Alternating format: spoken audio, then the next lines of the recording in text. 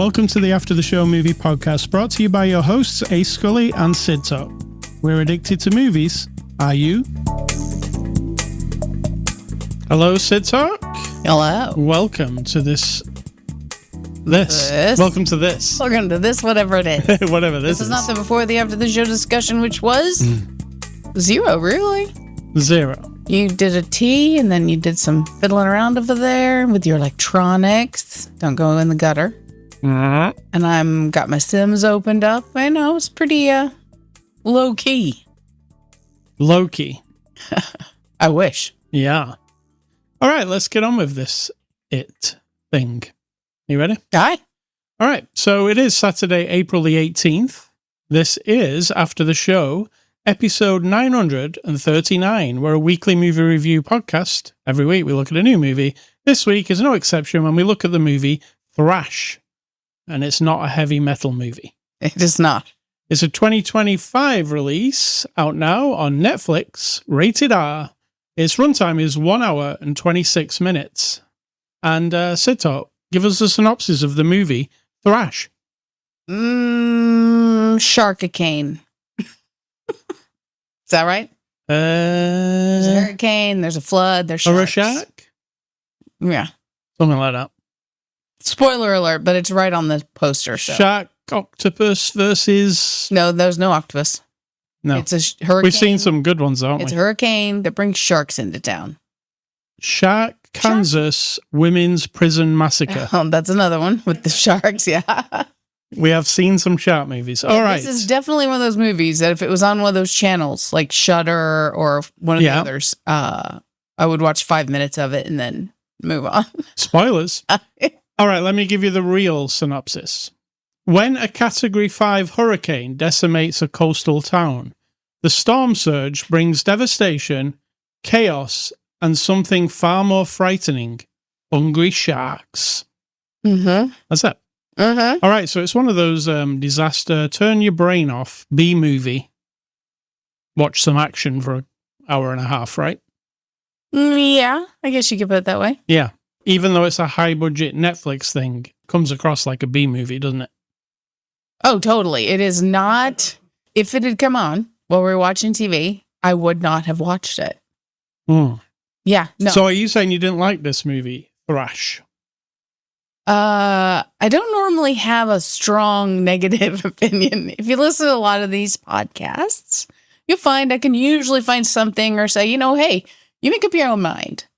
This, I literally was like, this is wasting. Listen to me. I'm a classic. It's just wasting my time. Never thought I'd say that ever. But it just got worse and worse because I had expectations unfairly. That is my own fault. What was that from? You said it's like a disaster adventure movie. You said nothing else. Right. I didn't see the poster. I saw the word Thrash, and then you also said it was by some guy who did another movie that we saw. Dead Snow. Okay, so that didn't set an expectation for, even though Dead Snow has ridiculousness because it's zombie Nazis. So I guess I should have had something in my head, but I was more like, oh, disaster movie, like, 2012. Well, 2012 is the pinnacle of disaster movies. None of them are, though, right? Because, what else do we have? Quake? Or whatever that one was called with The Rock, when the whole California falls into the ocean. They're all a bit ridiculous. What was that one? Quake?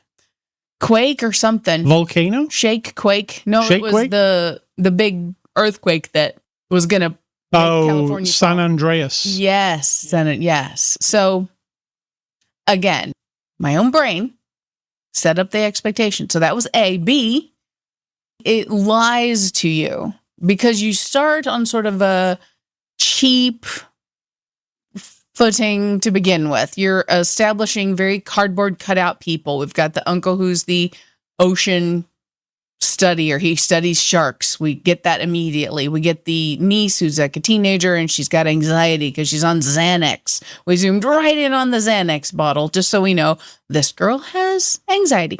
Then we get the pregnant woman trapped in a car. And then we get the asshole who's got the foster kid. So everybody's like a little cutout, Yeah.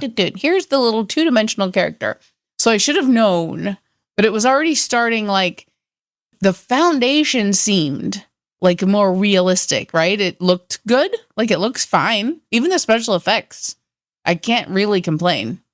I thought it was going to be more than what it was. What do you mean? I thought it was going to be like more interesting. It isn't really. Oh, yes. It's like a horror. It's almost like just a horror movie. Yes, that's what I'm saying. It lied to me because I thought, okay, I can deal with a little bit of ridiculousness. I don't mind a horror movie though. No. Oh, you know me. I'm in love with zombies. If you give me Zombie-nado or Zomnado or Zombie Cane, I'm going to be all over it, right? A hurricane that brings a herd of zombies and dumps them on a town. What I find about this movie was the first 20 minutes before landfall occurs was actually interesting. I was like, oh, this is a good setup for something. But then when the thing hits, it goes to shit from there, I think. Because I didn't, it's just your standard sharks eating people in the water. We've seen it before, right? Absolutely. There's some interesting shots. I like the sharks going through somebody's living room, just chilling. Like, but we also had that in what was it, Gator or whatever? Well, actually, that's a good point. Mm-hmm. A movie I was going to recommend, a Sam Raimi produced movie called Crawl. Crawl, that's it. Yeah. Is very, very similar to Thrash. Absolutely. If you watch them back to back or they were on a marathon on TV, I don't think you'd be able to tell the difference. True. It's in a house. There's some water. There's a basement. Yes. It's really the same type of movie. This movie, obviously, this director loves Sam Raimi. There's some Sam Raimi shots in here. Mm-hmm. It's tongue-in-cheek, almost. Another thing, a problem I had with it. Okay. Is the dialogue is very bad. Oh, it's very bad. Oh my God, it's very exposition heavy, and it's not like anybody would really talk. It's really bad. And you've got Digimon Hanzo, who's been in a lot of high-end movies, right? True. And when he delivers the lines in this movie, I'm like, did he have a brain transplant? Because it's a different man. It is. It's not good. He's like, the sharks are, it's like cardboard. Not just him, but like there's one point where we have the 3 foster kids, an older one who's probably late teenager, middle teenager, and a young kid. And he goes, we're going to have to find something. And then there's this big long pause. And I'm like, and then he turns his head. And then she goes, in the basement. I was like, yeah, wow, there's times where I was like, is this taking the piss like Sharknado? Yes. But it isn't. It isn't, though. It is. No, the movie is not doing a Sharknado. It doesn't. The movie is not like, we're a terrible movie, so everybody's going to act bad. It doesn't matter. It is a Sharknado. It's what I'm saying is it is, but they don't think it is. They think it's more of a serious disaster movie. Because, they're not playing it for laughs. Everybody's serious. Everybody swears all the time. The swearing, and I swear a lot, it was too much. I don't care about swearing, but I was like, I am actually noticing that the dialogue has swearing always. I don't mind it either, but it was ridiculously unnecessary. It's like we need to be really rated R, so let's swear instead of like, do the gore or whatever. It has its gore. I do think the sharks, we watch a lot of terrible shark movies on Shudder. Right? So I kind of got used to that, like how bad those sharks look, and those look terrible. Some of them look like they're pasted on the screen, don't they? These? No, on those Shudder movies. Yes, but these were good. But in this movie, I never once was like, that's terrible looking shark. No, even when it was eating people, I was like, no, that's pretty good. And I read what they did. There is some actual real sharks, but mostly CG. But they've also used like stock footage of real sharks, but they actually did it in a decent way. Or my standards are super low now because we've watched those Sharkansas massacre and all that kind of stuff. No, I was like, once I got on the train of like, oh, this is a Sharknado, sharkicane, so I'm just gonna have to deal with it. Then I was like, but the sharks look all right. I've never seen a shark swimming around a house. The special effects of the hurricane itself looks really good. Mm-hmm. It doesn't last very long. The actual, you do see some cool shots where at the beginning, like I say, before it all goes to shit, there's the truck, there's the car, there's the tide coming in when it breaks the wall. It all looks cool from above. I mean, a lot of those I think are real shots. Right. From real hurricanes, so. But it looks good. And and that's where I was like, okay, this could be really cool. You know, like Twister or something. And then I was like... Oh, see, there's another one that we have to admit that we both love Twister, but it's really bad. I mean, it's actually really bad. It is, but for its time. And the new Twisters was fun. They're fun. I don't mean the special effects. I mean the premise. The premise and some of the acting, yeah. Yeah. But for the time, pretty good. Not for the time. It's always not good. Well, no, I don't agree, because I went to see Twister when it came out in the cinema, and I was blown away by it. I'm not talking about special effects. No, just the whole thing. It was like a feel-good thing. Okay, I disagree. Yeah, that's how I felt with it. So I admire that one. That is nowhere... Twister doesn't belong in the same place as this one. It's much better than this. Just in general, it's got better... It's just more interesting. This isn't that interesting. It's 3 small little scenarios, like little things plonked into a movie. True. So we got these 3 different dangerous scenarios going on. And that's really it. It cuts between them. It's, you know, generic, like you've seen in a million films. Oh, look, here's some peril. Oh, look, here's some other peril. Oh, look, here's some other peril. And here's the conclusion of all 3 perils. Yes. Right? That's how it feels. Setup as well, you know, at the beginning is... We have a pregnant woman who's going to have a baby. It's all like, oh no, this is all going to be terrible because, you know, everything you can throw on top. Oh no, she's a pregnant woman. Oh no, she's in a house that's flooding. Oh no, you know, like that. Yep. It's a lot on top of each other. But is it fun? There was fun parts. I definitely had some fun with it. I laughed because I was just like, oh my God, why are we still making these movies? What I found mostly funny was decent actors not being decent actors all of a sudden. Because nobody was doing a good job, really. Mm. Did you think? They're like over the top. You know what I mean? I thought. Like no, not over the top at all. Like trying to be serious. Right, over the top, trying to be like melodramatic. So and then it turned out to be like, you know, tacky. But nobody felt real. They were all caricature characters. Mm-hmm. And you could say that about any disaster movie. If you watch Armageddon, they're all cardboard characters. If you watch Deep Impact, they're all everybody is in all those type of movies. It's just the kind of construct we've made. But somebody could come along and make a different type of this movie, right? Couldn't have to be this. Well, like quality disaster movies do exist. Yes. Which one? I have to think about it. There's one with Ewan McGregor, and it's a serious disaster movie about what was it? Hurricane. That one sticks in my mind. It had it was Ewan McGregor and maybe Nicole Kidman. What was this? Maybe you didn't see it. Maybe. It's a very serious, like on a real event kind of thing. I mean, there's one with Matt Damon who's in the tsunami. I don't know that one. You do. We've reviewed it. Oh. Where it was based on a true story of trying to find. Oh, was that that was a Clint Eastwood directed one? Yeah. No, this Ewan McGregor one's something different, but yeah, there are drama style, but this is not that. It's like, I was going to say it's one step up from Sharknado, but it's almost on its level. Yep. Apart from how well it's made. Maybe that's the trick? Yes, it looks good. Because Sharknado doesn't look good. It looks tacky, and that's the idea. Correct. That's the point of that. This, you won't be looking at it going, wow, look at those special effects. They're awful. Because you won't. But you might be looking at this going, look at those actors. Well, what are they saying? And what are they doing? And why are they so bad? We've got people who we know are good being bad. And you're like, what happened? Is it just a paycheck? Yes. Were you told by the director not to try too hard? I don't really want you all trying hard. I just want standard movie. Netflix get accused of making generic movies. Mm.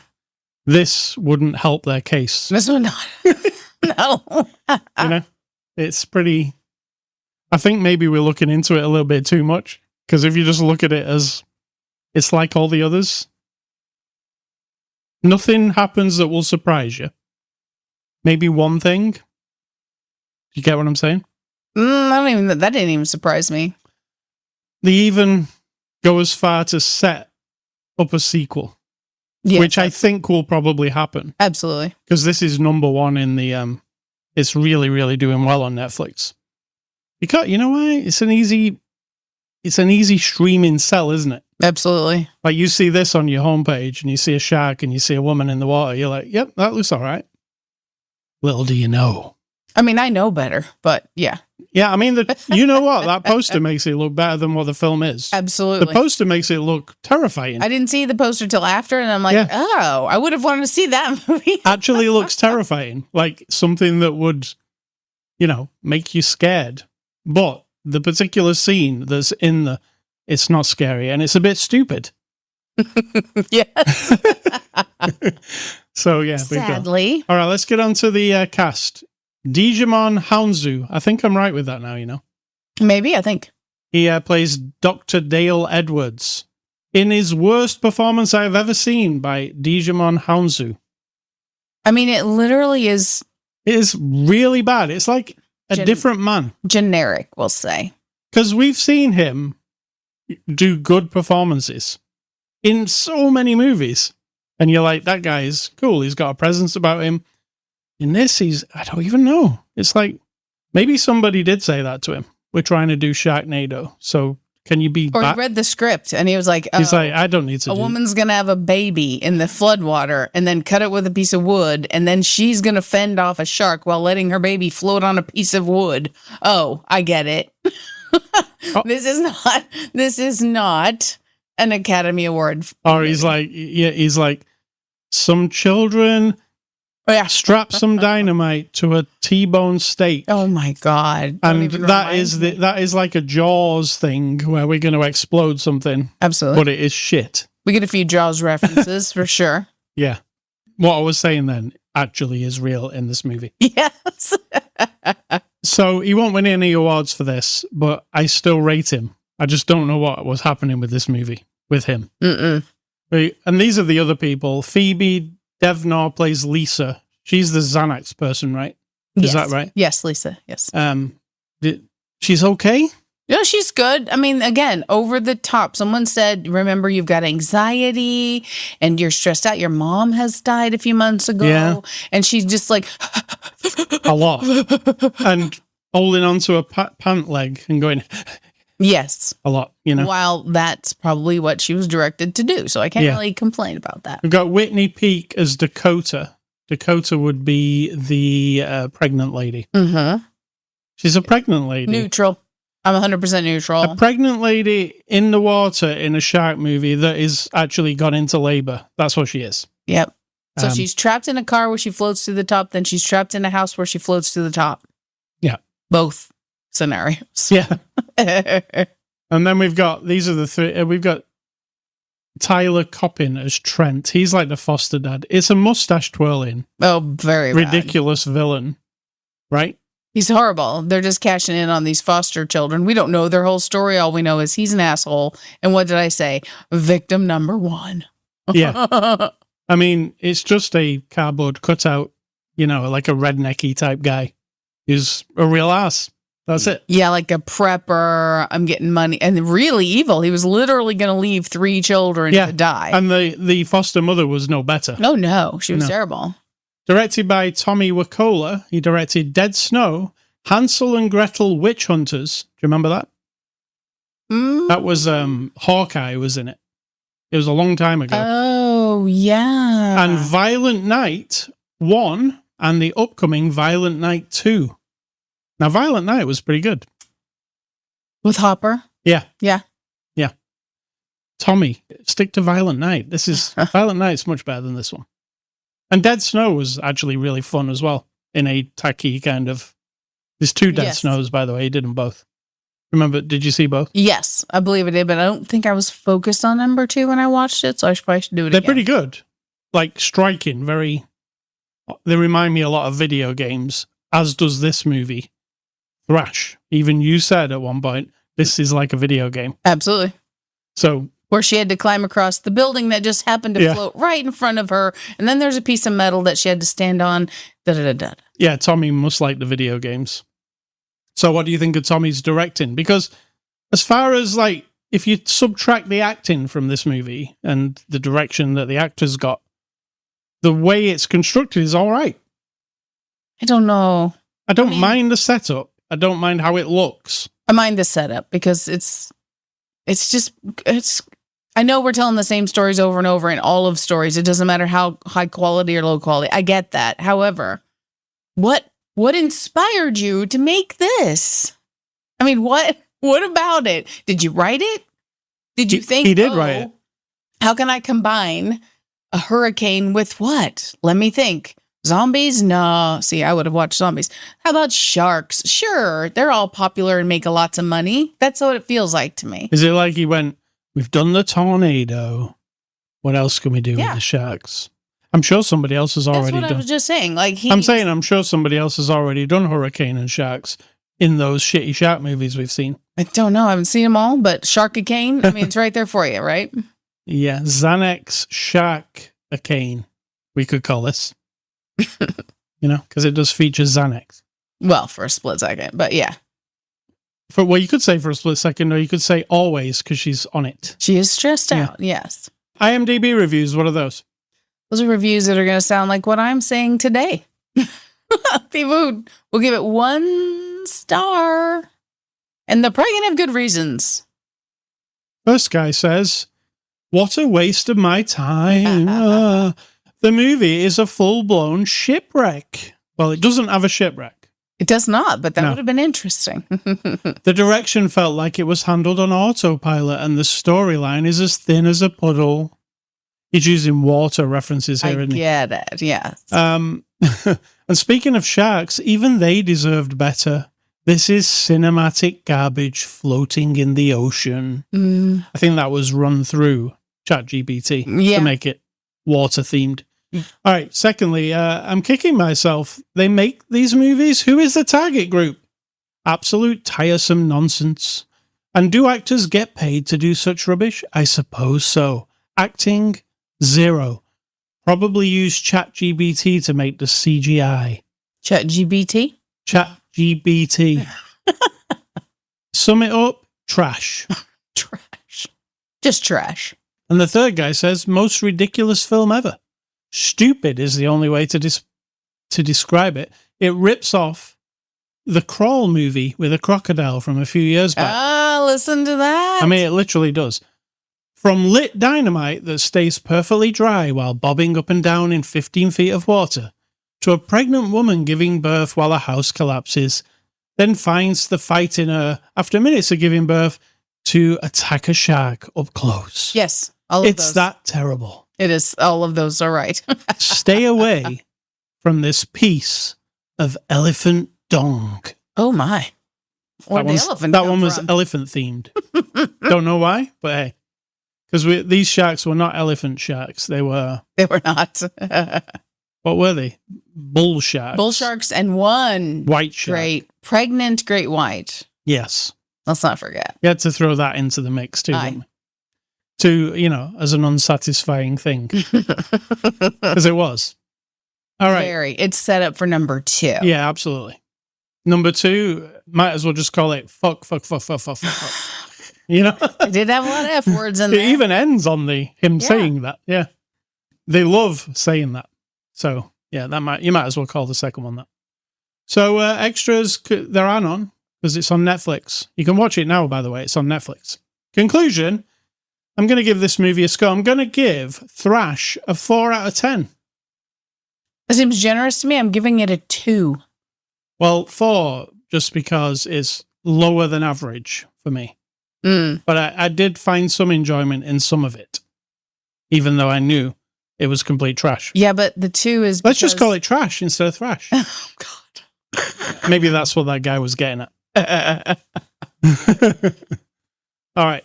So, yeah, that's the scores for it. Next week, we're looking at another Netflix presentation, by the way.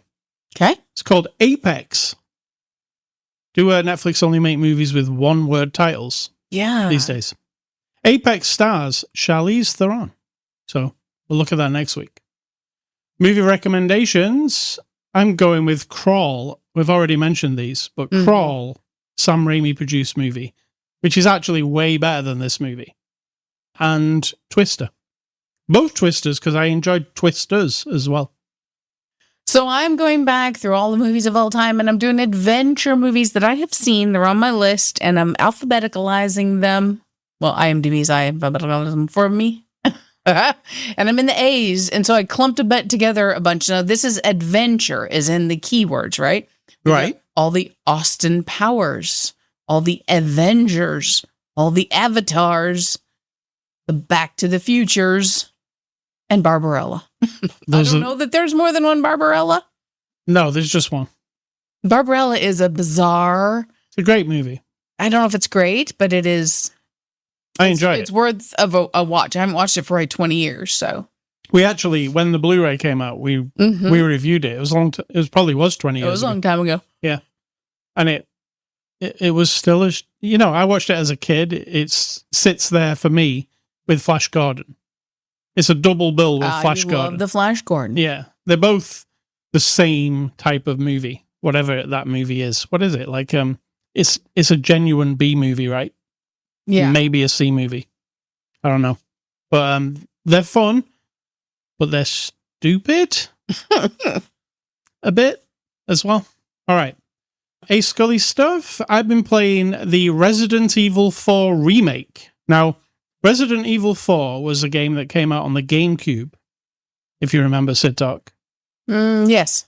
You bought me the game Aye. for Christmas when I had a GameCube, and I played it through then. Now, they've remade Resident Evil 4 since, like in, the new graphics. And they've actually changed it slightly, so I've never got around to playing this remake. But it was on sale on Steam for like $5 the other day. And I was like, I'd just come off playing Resident Evil 9, and I was like, I need to play more Resident Evil. I really like it. I've not played 4, so I got 4. I need more of that. And 4 is amazing, this remake. I vaguely remember the GameCube version. I remember playing it all the way through and thinking it was really good. But then I never played it again. So it didn't have it's not something that's stuck in my mind like Resident Evil 1, where I played that like 3 or 4 times. So playing this feels like a fresh game. Now, what I've led to believe, though, is they've changed parts of the plot to make it more interesting for people who come back and play it, even though they played the first time, I don't like it when they do that in remakes usually, because it's like if they're going to remake a film, why make it a different film? I feel like it needs to include everything that the original had, and adding stuff sometimes makes it worse, because if it was a perfect thing to start with. But what's perfect though? Well, some of these Resident Evil games are pretty up there with some of my favorite games I've ever played. I used to be really scared of Resident Evil games back in the day. They made me jump. I feel on edge. With the new remakes, especially Resident Evil 4, it's less horror and more action. So yeah, they do. They throw zombies, they throw monsters at you, but you've got more ammo than you used to. In the old games, you had like 3 bullets and there was 10 zombies in the house, and you're like, oh shit, how do I deal with this? That was the dread part of it. Right. With this one, you've literally got a machine gun with, you can mow them all down. So it's not quite as intense, but it's really fun to play. Resident Evil 4 Remake. It was $5 on Steam the other day. I don't know how much it is now. It's probably $70 again, but it goes up and down. Sid Talk, what's for dinner? We're going to have the pizza and the corn. Frozen pizza, but cooked, and frozen corn, but cooked. I like them cooked. And what's your advice? And let's get out of it. This advice that this time, is it kind of like advice? It's kind of sort of advice that's not advice, but it is. It kind of loops around. I'm learning in my life. So yeah, I'm 58 and almost a half. I'm 58 and a half, Almost. And it's taken me this long. A lot of people know this already. So if you know this, just tune me out, which, that's going to be tough. I know, but try. That planning and preparation it might seem like it's too much. Like, oh, I don't want to plan my life away. It's boring. I like something interesting and, I want surprises. I get that. I don't like schedules and routines and all that shit. Everyone knows I hate it. However, planning and preparation for specific things in life, it will let you let go of that feeling you've had your whole life. There's a sense of panic and chaos when you're coming to do a thing. So like, it could happen every day, 3 times a day. If you're the person in the home who's making meals and every single time it's time to make a meal, it's like, what do I do? I don't have this ready and I'm going to have to get the pans on. It's like chaos. It's stressful. You get it done. You get through it, but then it's exhausting. Like it's mentally exhausting. And the preparation, I watched some homesteader types, gardener types. I watch photography videos. We've even been watching professional bicyclists, right? Yes. And one thing in common that I keep observing in the people who have successes, not that their whole self is successful or their whole life or whatever, but the successes that they have. So if you're a homesteader person or a gardener and you want to preserve your foods or you want to have a good garden, it doesn't just happen because you walked outside one day and said, oh, I'm going to plant this seed and that's it, right? That's all I got to do, right? It doesn't work like that. Because then when that doesn't work or if it fails, and it can, that's when the panic sets in. If you back up, you can't go back in time, but for the future, back up from that moment and start planning. So we watched some bicyclists who I've said the other day, we were watching them. Their name's Sid and Mackie Franklin, that over the last couple of years, we have seen them improve. I mean, they're in their late 30s. These aren't like young kids who are riding bikes professionally, but they have improved so much. And it's because it occurred to them as well in the last couple of years or a couple of years ago, and kind of COVID and some injuries kind of hyper-focused them, I think, that preparing for the future of your year, of all the competitions you're going to be in, is better than getting to the moment and then wondering why you weren't ready, right? And they've had many successes because of this philosophy. Homesteader people who say, well, for next year's garden, I'm going to start doing this thing right now. Yes, that's a year away. Yes, it seems like a lot. But if I get my soil ready, or I start saving my seeds for next year, or I build my structures that I need, the chances of my success go up, right? So planning and preparation, I don't know what you do in life. I don't know what things you prepare for or don't prepare for, but even if you pick one thing a day, like if you wake up and every day you hate the morning routine. Okay, here's one, a homesteader lady that I watch. She has 10 children. 10 children. Plus they have other family living on their farm and they do YouTube and they do all the stuff, right? And she said all of her grown life, and since her and her husband have been having all these kids, and she was miserable every day when she was waking up because she thought, oh, got to make breakfast for everybody. And she said it finally occurred to her just in the last year or so, 2 years ago, I think was when she was talking about it, that she's not a morning person. And it doesn't matter how many children she has or that she has a homestead and you got to get up with the chickens and all that time. It doesn't matter. She's not that person. She prefers to have a slow morning, have a cup of cappuccino. She's balanced. She's got the old fashioned stuff and the new fashioned stuff. But she said, I finally realized, and I think she said someone gave her the idea the night before when she says, I'm feeling energetic. I'm a night person. I enjoy getting a lot of my work done at nighttime. Make the breakfast at night. So in the morning, when everybody's waking up from the baby to the 20-year-old, right, and the dad, the breakfast, I just get up, I put it on the table, I tell them it's in the fridge, and it has changed her life. Right. And she doesn't mind preparing the breakfast. That's part of the joy of her life, is making things for her family and all that stuff. But the morning was her problem. And she said, I felt chaos every day. And now, that one change. So maybe this is her advice and I'm just passing on. Her name is Carolyn from Homesteading Family, I believe is the name of it. So that is it. That is all. Thank you very much. All right. Let me play some music. Are you ready? Mm. Nice. You can catch us on X, Instagram, Blue Sky, Threads, TikTok. ascully.com is the website you can go to catch the podcast. You can get it on Spotify, iTunes, Amazon Music, YouTube. Email feedback to me, ascully@ascully.com. Don't email Sid Talk. She doesn't want your email. And stay classy, Netflix. We're going to watch one of your other movies next week. And I'm going to say, think for yourselves or someone's doing it for you.